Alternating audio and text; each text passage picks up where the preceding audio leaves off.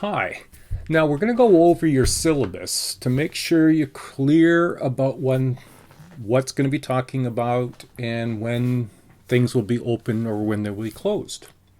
So let's go over our syllabus to make sure we're clear about what's on this. So it's really important that you read it right through to the end. And I would really highly recommend to watch the videos associated with these documents, because sometimes I offer some things in the video that may not be quite clear enough for you in the reading of it maybe, but the videos will help clear things up.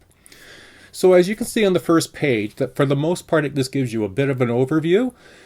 Now you'll notice an incomplete part perhaps when it says contact information.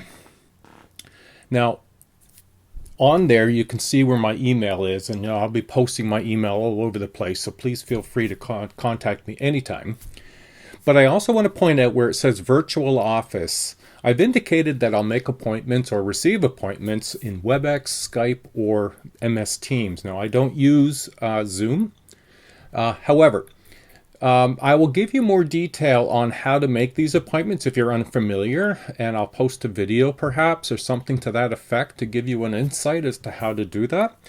And I am working on some new technology that I may not get out right at the very beginning, and it might I'll head you up further into the semester, probably towards the beginning of the semester. If I figure out how to use it correctly and efficiently, I will have another option in regards to perhaps live streaming. I'm not quite there yet. So I will have more information on the virtual office hours and how you can connect to me via this way. But in the meantime, I just want to let you know that I will be using those. Now, when you come down to the second page, what's really important here, and please, if you haven't already done so, do so, is the textbook is identified there. In the corner right beside where it says course textbook, it's not an option. It's really highly recommended to mandatory, because you're going to be able to use that to make notes, highlight, follow along with my videos to sort of see what elements were important that I emphasized, and also to have that as a resource that when you do your online test, you'll have your notes, your textbook, and whatever other sort of resources that you've generated as a result of listening to the videos, watching the videos, making notes and stuff, to prepare you for the test and to use during the test. Now, I'll talk about the test in a moment as to how that plays out and where this all plays in for you. So what follows next in the week-to-week expectations is essentially every week we have something new. And I have your syllabus marked out to have, a column right here, I think, of what week we're in, week 1, week 2, week 3, what the kind of topic we'll be covering in that particular week will be, as in, what chapters 1, 2, 3, or what order they'll be in will be in your syllabus. The content section there is just to let you know, in particular, journals are opened and closed at certain times, tests are open and closed, and your assignment has a place to be posted. And so these things are important because they have dates associated with them. And so it's going to be very important that you watch the video that I've made on online success tips, and it'll walk you around through some of these sort of time management issues that will be really critical for online delivery. So please take the time to review that and watch it. Email me if you've got questions, but take these dates and put them in a calendar, put them in your device. I've made a video I've posted that in support videos on how to use your calendar on your devices to set alerts as to when things are due and when you should start them, not just when they're due. So put in the journals, open and closed, the test and assignments, dates, open and closed, because they are open for a limited time, and once they're closed, they disappear from your view. And the results go into Grade Center for the test. For the assignments, of course, I have to mark them, and same with the journals. But once the journal indicates that it's closed, or the test indicates it's closed, it's disappeared. It won't be visible anymore. So if you can't find it, it's because you've missed the date.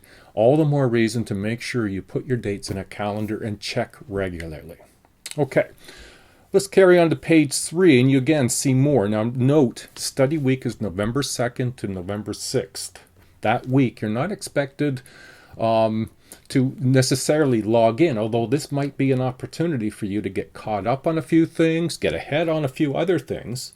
And so that week there's not actually content delivered, but you will have access to Blackboard and all the content that is available to that time.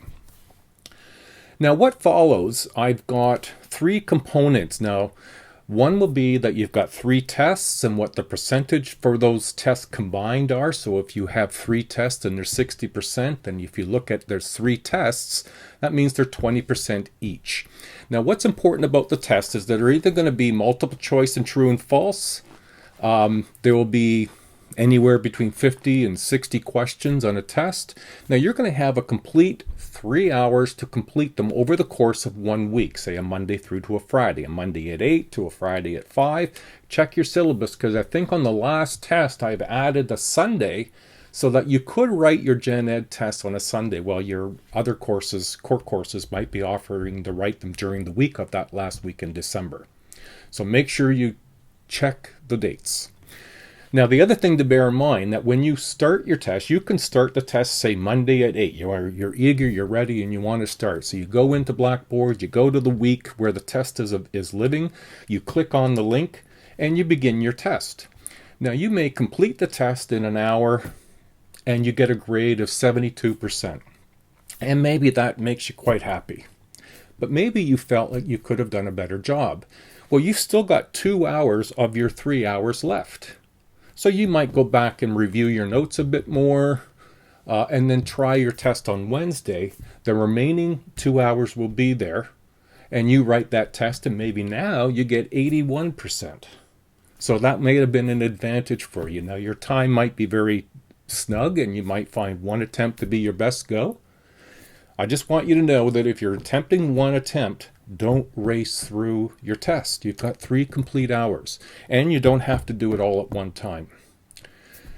Okay, so that's another reason why in your test, your textbook is important, because you can use it. And so the more you mark it up and prepare your textbook for a test, where things are and identifying terms, that's why the videos that I make might be very important, because I review all the content. That becomes an important element for you and your success in an online class. Now, you're also going to do a research assignment. It's going to be a research/video assignment. Now, please don't panic about, oh my God, I have to make a video. I've made a video that I've put in week 1. I've put in support videos. I've also put it in week 7 or week 8, I think week 7. And it walks you through how to use the software to make a video that basically records your computer screen. All right, so you make a PowerPoint like you would present one in a classroom, and it goes up on the projector screen, and every time you push enter, a new action happens or slide changes. The difference here is you play that PowerPoint selection on your computer, and then Screencast-O-Matic, the software I'm going to recommend you use, will record your screen, and you just talk to either the microphone on your computer, or better yet, put a USB mic, make it clear audio so that it's not hard to understand. So that's 20%.